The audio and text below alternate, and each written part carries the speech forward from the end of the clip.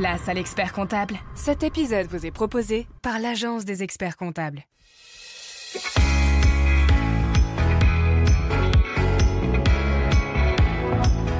Tu es chef d'entreprise qui génère donc des flux financiers qui va venir alimenter ton patrimoine personnel pour répondre à tes besoins de famille et de vie.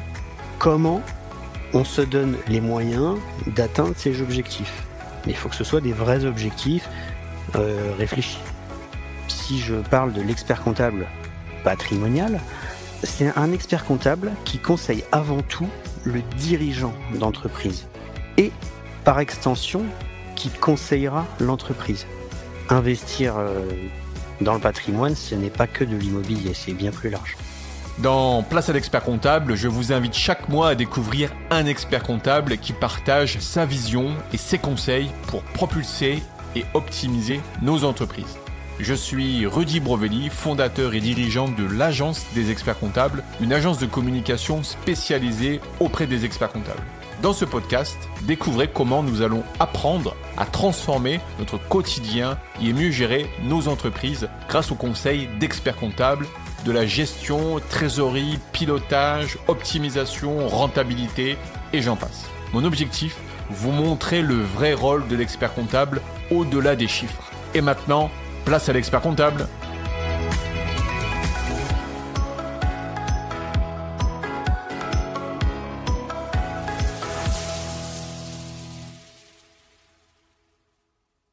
J'ai le plaisir d'accueillir ce mois-ci Johan Stenberger, expert comptable et patrimonial, fondateur et dirigeant du cabinet eSync. Johan accompagne les entreprises, mais surtout le dirigeant, en optimisant sa rémunération, sa protection sociale et la transmission de son patrimoine.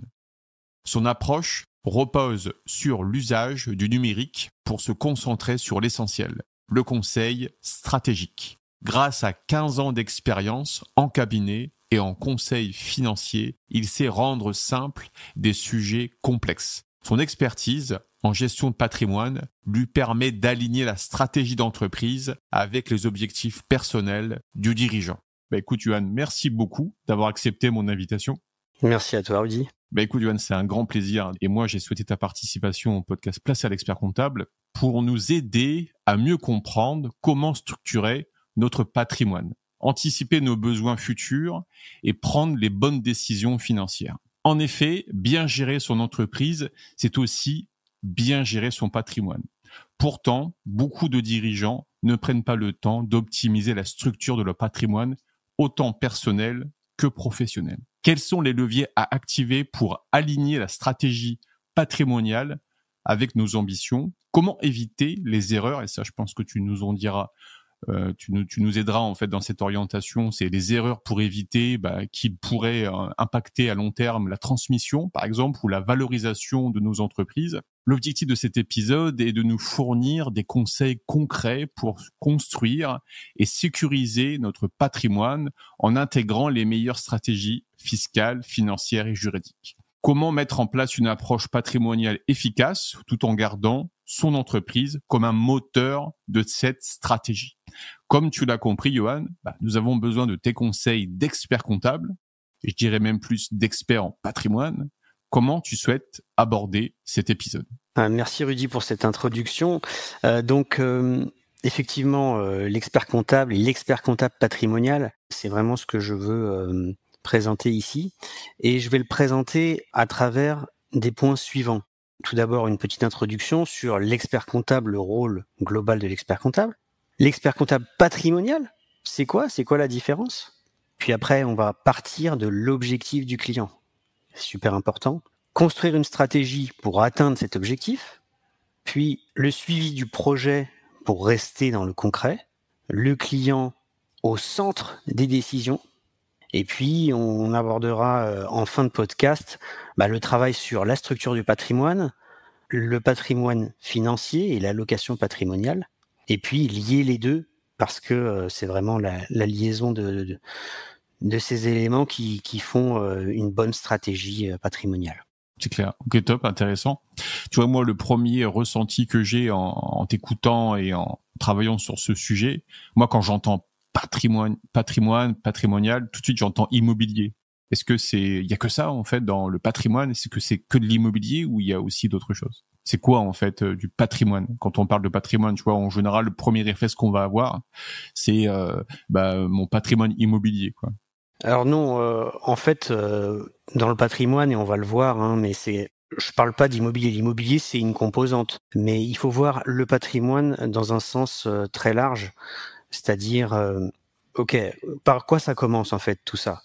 Tu as une entreprise, tu es chef d'entreprise qui génère donc des flux financiers et qui va venir alimenter ton patrimoine personnel pour répondre à tes besoins de famille et de vie et qui va te fournir l'énergie nécessaire pour poursuivre ton entreprise. Quand tu dis ton patrimoine personnel, c'est tes revenus en fait, c'est ça? La société. C'est ça, tu as ton patrimoine historique et puis après tu as les revenus générés par ton entreprise.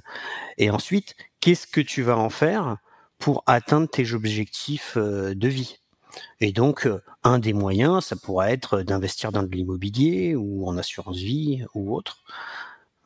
Et donc, non, c'est vraiment investir dans le patrimoine, ce n'est pas que de l'immobilier, c'est bien plus large. Ok, ça c'est intéressant. Et moi, ce qui m'intéresse aussi, c'est de se dire, en fait, il faut avoir un mindset quand tu travailles sur cette partie-là. Tu l'as dit juste avant, il faut avoir une projection, une vision. Donc en fait, c'est pas quelque chose que tu fais comme ça au hasard. C'est pas un truc que tu travailles le matin, tu dis tiens, il faut que je travaille sur ça. Non, en fait, tu vas vraiment travailler sur aujourd'hui pour demain. C'est ça l'idée. Oui, c'est ça. Et on va le voir quand je parle de partir de l'objectif du client, c'est vraiment qu'il faut structurer et se projeter sur le moyen long terme. Et c'est un exercice qui est pas facile, mais qui est indispensable. On n'a pas l'habitude dans nos vies qui vont à 100 à l'heure de se poser pour réfléchir, mais ça fait partie du travail qu'il faut réaliser. Ok. Alors, par rapport à ce que tu disais dans ton plan de cet épisode, tu disais expert comptable patrimonial. C'est quoi la différence entre un expert comptable et un expert comptable patrimonial, pour bien comprendre?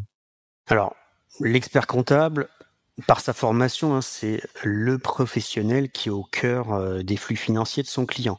Sa force, c'est sa polyvalence. Donc, la comptabilité, la gestion, la fiscalité, le droit des sociétés et l'économie. La force de l'expert comptable, c'est surtout sa capacité à conseiller ses clients en tenant compte de tous ces paramètres avec beaucoup de pédagogie. Maintenant, si je parle de l'expert comptable patrimonial, c'est un expert comptable qui conseille avant tout le dirigeant d'entreprise et, par extension, qui conseillera l'entreprise. Ok. En fait, sa première fonction, l'expert comptable, c'est de conseiller l'entreprise et après le dirigeant. Et l'expert comptable patrimonial, c'est l'inverse. Il va en fait aider ce dirigeant à travailler son patrimoine, peut-être grâce ou avec son entreprise. C'est ça l'idée ou pas? C'est exactement. Notre client, c'est avant tout le dirigeant. Un de ses objectifs au dirigeant, c'est de faire fonctionner son entreprise, mais pour servir un objectif personnel plus large. Comme on disait un peu en intro, c'est un peu le moteur stratégique du patrimoine, quoi. C'est cette société avec le cash qu'elle va générer permettra d'aller chercher. L'entreprise est au cœur des flux du dirigeant et donc c'est son moteur principal. Ouais. Ok, ça c'est intéressant. Tu vois, dans des épisodes précédents, des experts comptables nous expliquaient que les dirigeants ne savaient pas qu'on pouvait investir avec leur boîte. Ils pensaient qu'on pouvait investir que avec en personnel, tu vois, mais pas en fait en tant que société. Oui, alors qu'en réalité, le fait de se verser des rémunérations, de maximiser la rémunération aux dirigeants, c'est pas du tout optimisant au final, quoi. C'est beaucoup plus optimisant de ne se verser que ce dont on a réellement besoin à titre perso pour pouvoir réinvestir dans l'entreprise ou dans d'autres supports l'argent. Au niveau fiscal, social, ça a un lourd impact et à long terme encore plus. Exactement, pour le faire travailler, ouais. Ok, ouais. Et je vais juste terminer sur cette partie expert comptable patrimonial. Pour toi, pour avoir cette expertise, c'est quoi? Tu passes une formation, tu as un diplôme, c'est quoi l'idée en fait de ça? Alors, dans le cursus de l'expert comptable, on se concentre essentiellement sur la gestion de l'entreprise. Donc oui, l'expert comptable patrimonial a en général suivi une formation complémentaire, hein, même si la vraie valeur que va apporter cet expert, c'est celle de l'expérience. Mais ça va rajouter une corde à son arc, voilà, pour accompagner le dirigeant. Donc, comme je disais, nous, les experts comptables, on est des professionnels polyvalents, mais par contre, on ne connaît pas tout.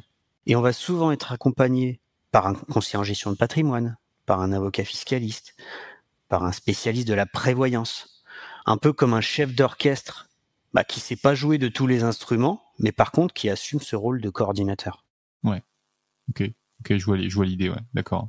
Donc toi, en fait, tu acquéris en fait plus d'expérience par rapport à cette spécialisation, mais après, quand ça va au-delà en fait de tes cordes, tu t'entoures d'une équipe, moi j'appelle ça pluridisciplinaire, qui vont te permettre en fait, pour le bien du client, en fait, de l'accompagner dans son projet de développement.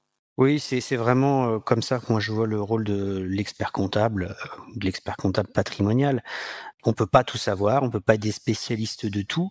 Par contre, la polyvalence va nous permettre de comprendre et d'aborder 80% du sujet, mais on aura besoin de professionnels aguerris dans certains cas et spécialisés qui vont nous aider à concrétiser les 20% restants. Et donc toi, tu disais, premier point, c'est quoi l'objectif du client, c'est où il veut aller. Mais ça c'est intéressant parce que tu vois, on en parlait juste avant. Est-ce que c'est ton client qui revient vers toi en disant écoutez, Johan, il est temps que j'avance dans une dynamique, je sais pas, de transmission ou de développer ma retraite ou des choses comme ça, ou est-ce que c'est toi dans des rendez-vous, soit mensuels, trimestriels ou annuels, ou pendant le bilan, où tu vas commencer à amorcer cette discussion? Comment ça se passe? Alors, on va l'aider le client à trouver son objectif parce que c'est pas inné. Et comme je disais, on n'a pas l'habitude de faire ça quand on se lève le matin ou avec sa femme. Bon, quels sont mon objectif à 30 ans? Et puis viens, on le pose sur le papier. Donc l'objectif, il vient du client, il est personnel. Après, on a des choses qui reviennent pour un entrepreneur d'une trentaine d'années, peut-être qu'il va se dire j'ai envie de faire le tour du monde avant d'avoir des enfants et ma vision elle est à 5 ans. Tu peux en avoir d'autres qui disent que tout simplement je veux obtenir une autonomie financière. C'est pas forcément des objectifs à 30 ans qui soient démesurés. Voilà. Tu en as d'autres qui peuvent te dire je sais pas, 40 ans, ma boîte fonctionne très bien. Dans 15 ans, je veux être à la retraite, à 55 ans. Ok. Comment on se donne les moyens d'atteindre ces objectifs? Mais il faut que ce soit des vrais objectifs réfléchis. J'ai un client qui est dans ce cas-là, Loïc, et donc lui, il me dit, moi, à 55 ans, je ne travaille plus, c'est terminé. Ok, comment on fait? Et on part de là, c'est un début. Voilà. Par contre, l'objectif, ça peut pas être je veux gagner un maximum. Parce que bon, si je schématise, tout le monde veut ça. Et si le client ou l'expert part de ce principe-là, en fait, comme c'est subjectif, il y a une bonne chance qu'il n'en soit jamais satisfait. Ouais, je comprends. Hein. Puis, est-ce que c'est vraiment le rôle de se construire un patrimoine, de gagner le maximum? Non, mais si tu veux, quand tu n'as pas d'idée forcément sur l'avenir, tu te dis, je vais déjà commencer par bien gagner, et puis après, on verra. Mais bon, en vrai, plus l'horizon du dirigeant sera concret et sera de long terme, moins vous serez impacté par des aléas en tant que dirigeant. Parce que ce qui va être aussi intéressant, c'est de suivre cet objectif au fil de l'eau, quoi. Parce que ça risque peut-être aussi un petit peu d'évoluer avec la vie qui va avancer, aussi les lois qui vont changer. Donc, c'est important que son expert comptable soit toujours là pour l'accompagner dans son objectif initial et voir un petit peu comment il avance. C'est exactement ça. Une fois que tu as défini tes objectifs, tu vas pouvoir construire une stratégie pour atteindre cet objectif. Et on va décliner cette stratégie en étapes que l'on va suivre tout au long des années. Donc, quand je vais présenter la comptabilité à mon client, on va penser à la stratégie et de valider les étapes qui vont servir son objectif personnel. Je peux t'assurer que pour le client, c'est une autre dimension que de simplement présenter les chiffres de l'année écoulée. Eh oui, c'est sûr. Hein. Eh oui.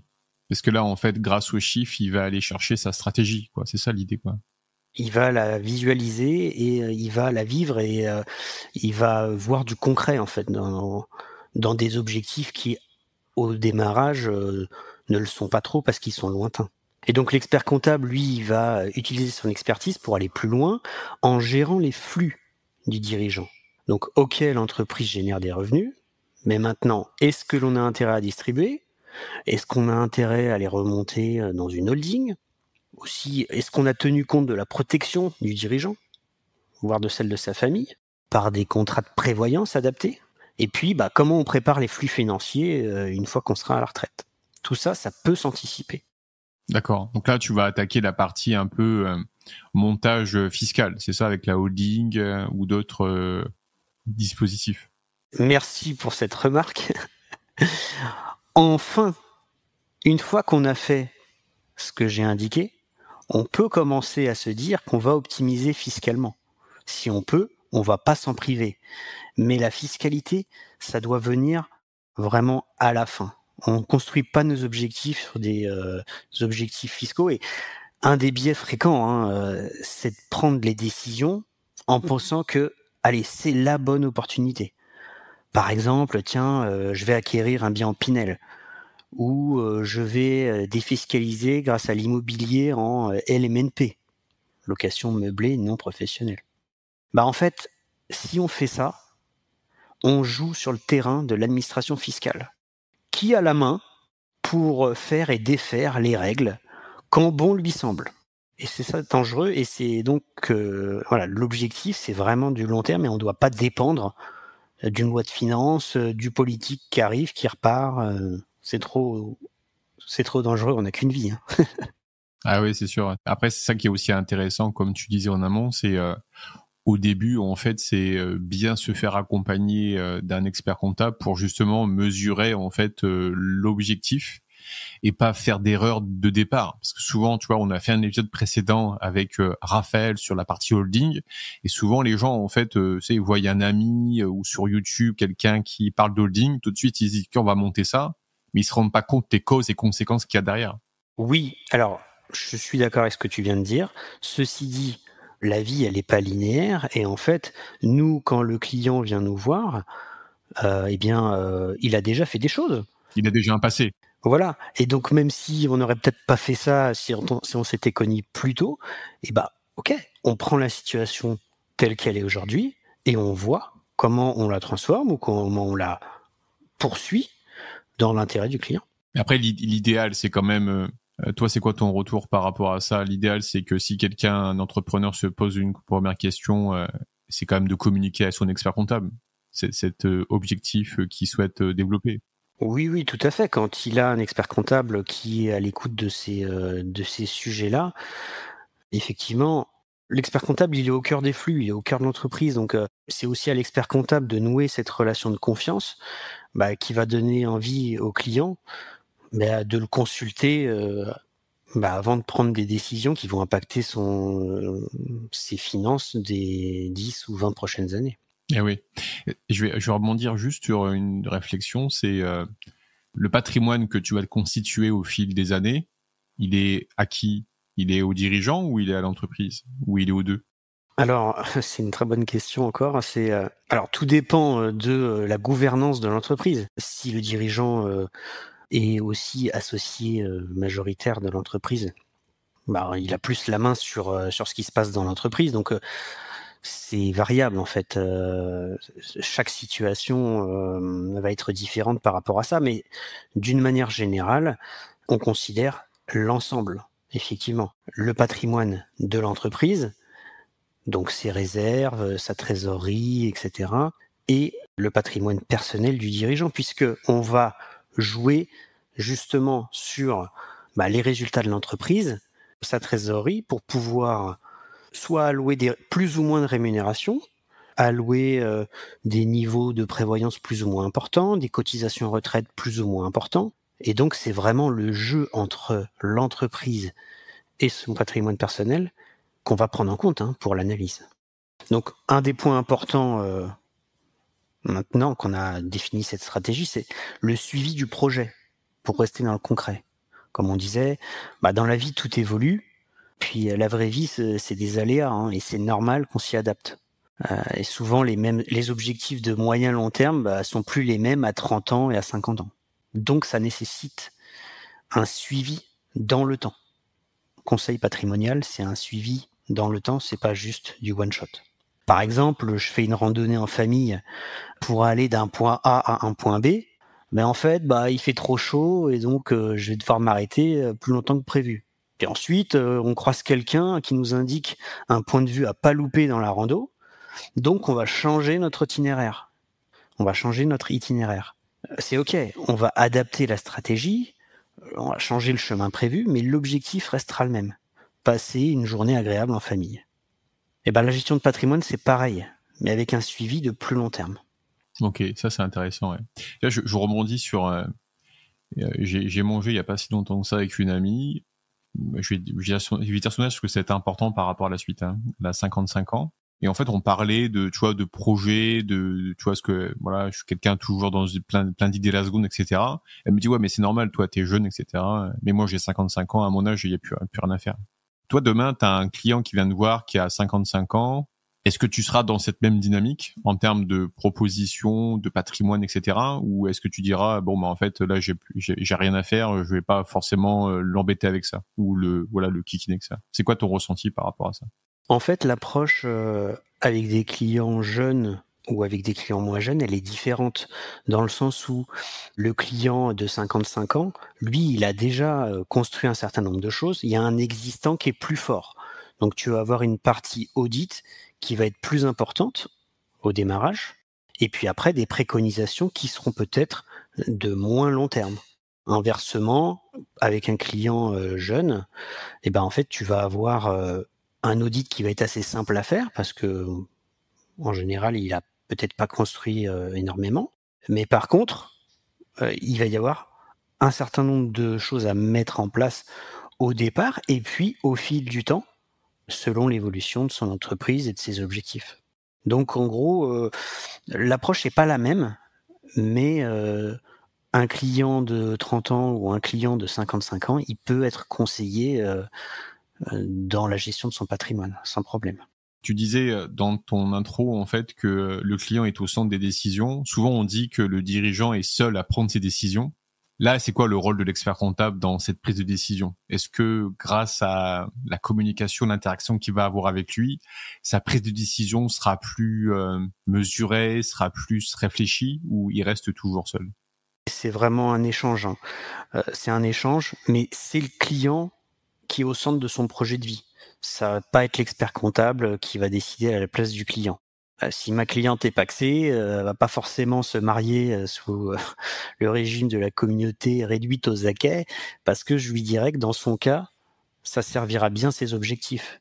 C'est fondamental que le client, de pas raisonner à la place du client et d'être assez pédagogue, et c'est notre rôle, pour pouvoir faire prendre conscience au client des possibilités, mais au final, c'est lui qui décide et c'est lui qui est aussi responsable de ses choix. Ouais, c'est ce que j'allais dire. Ouais. Mais par contre, t'as quand même ce rôle en fait de lui dresser le tableau, quoi. Voici les possibilités qui s'offrent à vous. Maintenant, c'est vous qui prenez vos propres décisions, mais voici ce qu'il y a quand même. Et moi, est-ce que toi, tu vas aller chercher la carte en disant sur ces parcours, sur ces choix de vie que vous pouvez avoir, moi, je vous conseille de partir sur celle-ci qui serait plus en adéquation avec votre objectif de vie. Est-ce que ça, c'est quelque chose que tu peux insuffler? Exactement. En fait, on est sans arrêt en train de formuler, de reformuler ce qu'on a dit et ce qu'on comprend de l'objectif du client. Et vraiment, le travail de l'expert comptable patrimonial, ça va être sans arrêt de dézoomer, de prendre de la hauteur et de zoomer pour pouvoir dire, ok, dans ton cas précis, à ce moment-là, peut-être qu'effectivement, on va s'intéresser à l'avantage fiscal qui peut être une opportunité. Ah, mais on va dézoomer, on va dire, oui, mais sur le long terme, est-ce que ça va pas trop nous impacter? Donc, l'écoute du client, c'est la base de ce travail-là et de la pédagogie de reformuler. Ok, ouais. En fait, tu vois, plus on avance dans cet épisode, plus je me rends compte que, mais je le savais déjà en amont, mais là encore plus, c'est sur cette expertise patrimoniale j'ai l'impression qu'il faut que le dirigeant soit hyper méga transparent avec son expert comptable. En fait, il doit tout connaître de sa vie, quoi. Oui, c'est vraiment. C'est pour ça que aussi l'expert comptable, il est bien placé dans ce domaine-là, parce que l'approche traditionnelle de l'expert comptable, c'est vraiment une relation de confiance, et c'est pas moi qui le dis, c'est les études, à travers des années, une confiance qui s'instaure à travers les années entre l'expert comptable et son client. Et oui, c'est l'expert comptable, c'est une personne qui va l'accompagner sur le long terme, donc ça crée de la confiance. Et on a besoin d'une fluidité entre les deux pour pouvoir effectivement être efficace. On n'est pas juste un simple prestataire qu'on va voir une fois, comme un notaire parfois, ou comme certains avocats, où on a un besoin précis, on règle le problème et puis ciao. Là, il y a plus, oui, un aspect d'accompagnement, de psychologie, d'affinité. Et est-ce que si ton client revient pas vers toi au fil des mois, est-ce que toi tu te mets des alertes en disant j'ai pas de nouvelles, il faut que je prenne température sur son développement, même si toi tu l'as au quotidien, peut-être par rapport à sa boîte, mais plus par rapport à la partie personne. Comment ça fonctionne sur ça? Alors, effectivement, tu as différents profils de clients, mais moi, ce que j'ai choisi de faire dans mon accompagnement, c'est d'avoir déjà d'expliquer très simplement au départ qu'en fait, c'est une relation continue et de long terme, et donc de facturer périodiquement, par exemple trimestriellement. Et donc, mine de rien, ça aide à se rappeler que effectivement, l'objectif initial, c'était ce suivi continu. Et donc après, les échéances, on peut les décider et elles peuvent être différentes. Mais on part sur un accompagnement continu, et s'il y a besoin de relancer, on le fait effectivement. Mais en général, comme le client ressent la valeur ajoutée qu'on lui apporte, on n'a pas trop ce type de problème. Il le fait de manière naturelle, ouais. Oui, parce qu'il se dit, en fait, ça dépasse l'obligation légale de produire son bilan. Là, il est en train de parler de sa vie, de ses objectifs, et il voit que à travers les rendez-vous, ça devient concret. Et donc, il sert un objectif qui est plus utile pour lui que de se dire je vais payer ma TVA, ou est-ce que les impôts vont venir me contrôler. C'est plus le sujet, quoi. Ouais, je comprends. Ouais. Oui, d'un côté, t'as le devoir que tu dois rendre en fait à l'État par rapport à la réglementation, TVA, bilan et comptabilité. Puis de l'autre côté, c'est le dirigeant dans son développement de vie, carrière et puis même personnel, comme tu le disais. Ouais. Ok, je comprends l'idée. Ouais.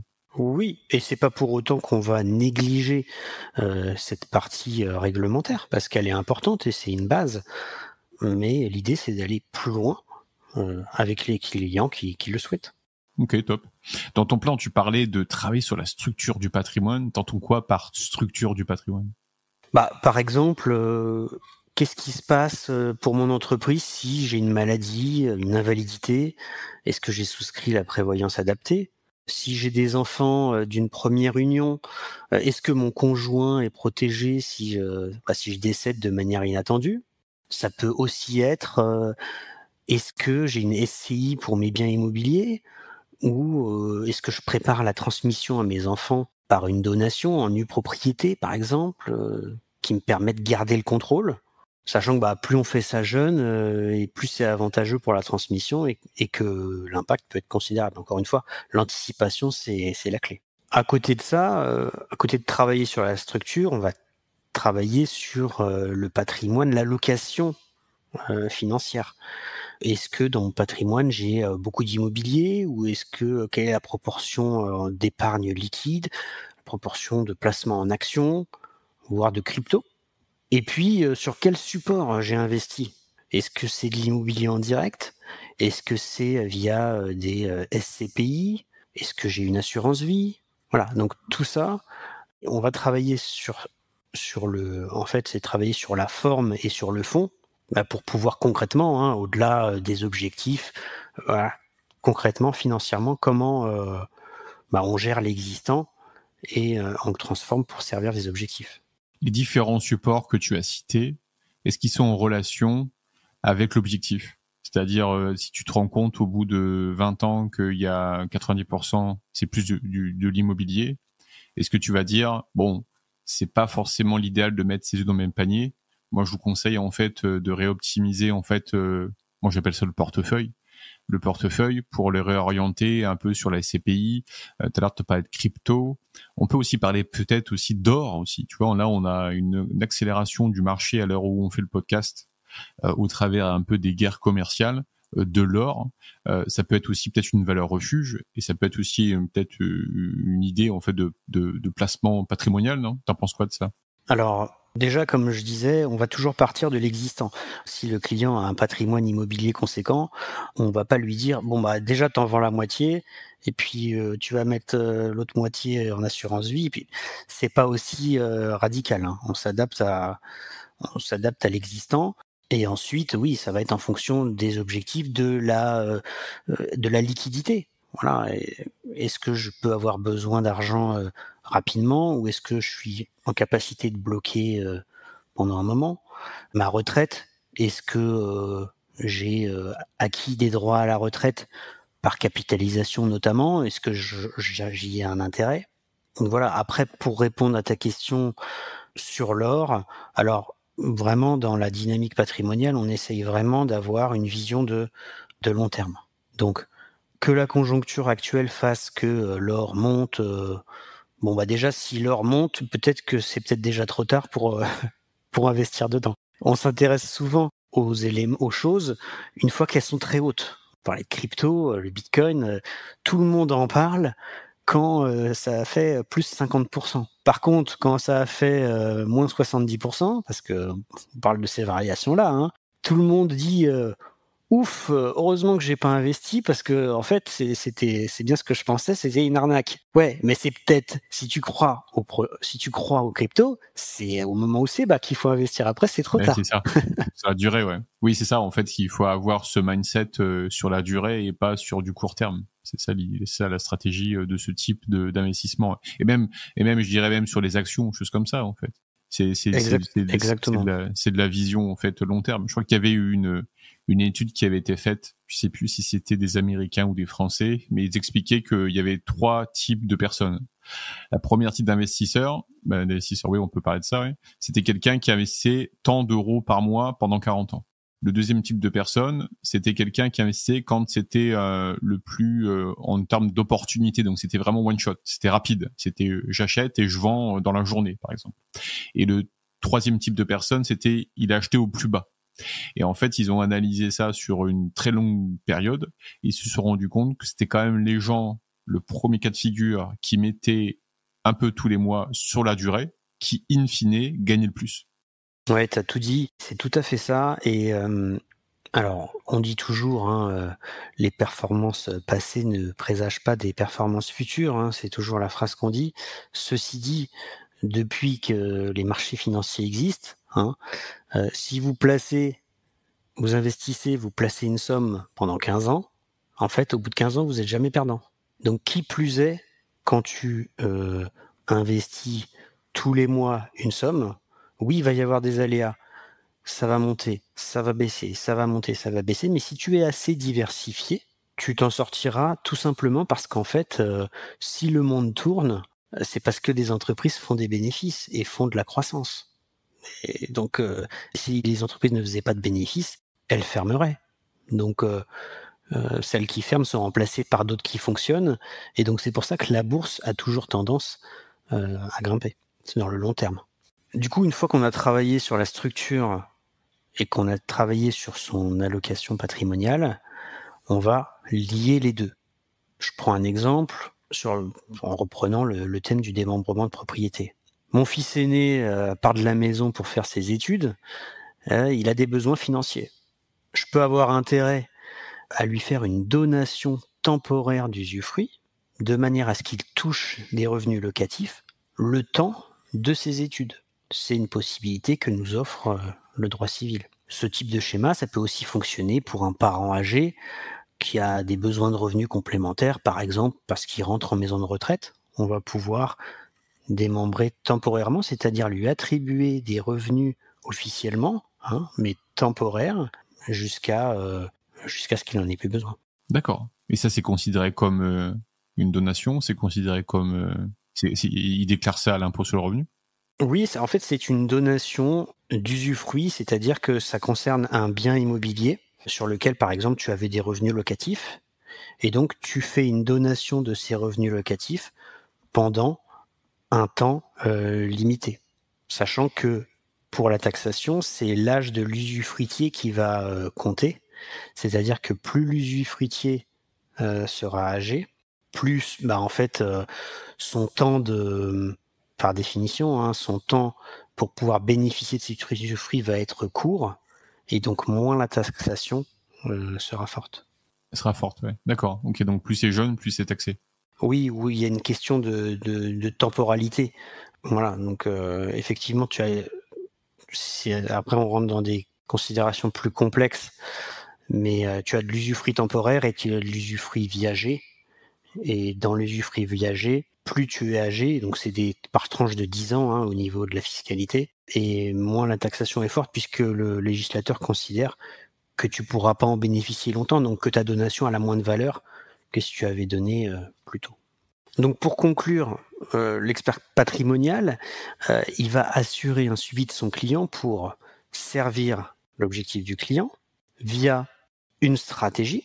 L'entreprise est souvent au cœur de cette stratégie car elle génère les flux financiers nécessaires à la mise en œuvre des stratégies. Ensuite, on va utiliser à la fois les outils financiers et du droit pour optimiser le tout.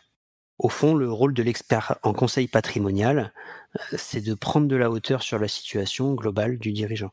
Et l'expert comptable, c'est un des professionnels, voire le professionnel qui est le mieux placé pour aider le dirigeant d'entreprise à concrétiser ses projets. Ok, intéressant. Ouais. Est-ce que tu me validerais ce que je vais te dire par rapport à tout ce qu'on vient d'échanger, ce que tu viens d'expliquer? Est-ce que le fait de se créer en fait ce patrimoine, au bout du compte, en fait, c'est pour la retraite et après la retraite pour la transmission? Ça sert à ça en fait, principalement, ou pas? C'est trop réducteur. C'est un peu réducteur en fait. Ouais. Mais ce que je veux dire, c'est que pendant ma période d'activité, sauf peut-être cas de figure, mais ce que je vais construire, je vais pas en bénéficier. C'est une fois que... Au contraire. Vraiment, non. Okay. Pour le coup, non. Si tu veux, c'est comme... je prenais l'exemple de la randonnée tout à l'heure, en disant, à un moment donné, tu as rencontré quelqu'un qui t'a dit, tu peux pas louper ce super point de vue. Tu vois. Donc, non. Au fil du temps, tu dois remplir tes objectifs de vie. Tu as des objectifs de long terme que tu vas servir, mais tu ne dois pas oublier, et c'est pour ça que tu as un suivi, tes objectifs intermédiaires qui sont hyper importants. Si on commence à se dire je vais vivre et profiter de mon patrimoine à la fin, à la retraite, ouais. On s'est trompé. Hein. Ouais, c'est bien. Ok, je comprends l'idée. Ouais. D'accord, top. Et si tu aurais le mot de la fin, ça serait lequel? Le secret de la gestion de patrimoine, hein, y compris pour les placements financiers, c'est l'approche de long terme. Donc, construisez vos projets de long terme sans penser à la fiscalité. Et bien sûr que votre expert comptable tiendra compte de la fiscalité in fine, mais ça sera à la marge. Donc, si on résumerait cet épisode en 5 points, je dirais que premièrement, un patrimoine bien structuré commence par une vision claire des objectifs du dirigeant. Deuxième point, l'entreprise est un levier puissant pour optimiser son patrimoine personnel. Troisième point, mauvais choix fiscaux égale impact direct sur la rentabilité et la transmission. Quatrième point, identifier ses investissements permet de sécuriser et de faire fructifier son patrimoine. Et dernier point, une stratégie patrimoniale efficace s'anticipe et se suit dans le temps. Top. Merci beaucoup, Johan, pour tes conseils et tes astuces. Je pense qu'il y a une bonne base de réflexion sur ça et ça permet en fait de se creuser. Moi, ce que je retiens de cet échange, c'est ça fait résonance un petit peu aux épisodes précédents. Hein. C'est la communication, la transparence avec son expert comptable pour pouvoir vraiment être aligné sur où on veut aller. Et puis, ça va être l'anticipation, quoi. Anticiper, travailler sur le futur, même si je comprends, et on le disait énormément dans cet épisode, que c'est le quotidien fait son travail, et on est dans le quotidien. Mais des moments, et on en reparlait aussi sur le podcast Place à l'expert, sur la partie, je dirais, prendre le temps de travailler sur son entreprise, et pas que dans son entreprise. Et le fait de travailler sur son entreprise, je pense, permet de pouvoir échanger avec son expert comptable et de donner en fait une direction à la fois pour l'entreprise, mais comme tu l'as indiqué, Johan, aussi pour le dirigeant, parce qu'au bout du compte, tout ça c'est lié, ça fait qu'un en fait, et ça permet en fait d'avancer dans une bonne dynamique de développement, quoi. Top. Bah écoute, à très bientôt. Merci à toi. Merci Rudy. Bye bye. Pour aller plus loin, faites-vous accompagner par un expert comptable. Cet épisode vous a plu ? Partagez-le autour de vous et mettez 5 étoiles pour aider d'autres entrepreneurs à faire décoller leur business. Quant à moi, j'aurai le plaisir d'accueillir le mois prochain Khadija Sabri, expert comptable. Elle nous donnera ses conseils dans le rôle de l'expert comptable dans la reprise d'entreprise. Cet épisode vous intéresse ? Je vous donne rendez-vous le mois prochain. En attendant, prenez soin de votre entreprise. Bye bye.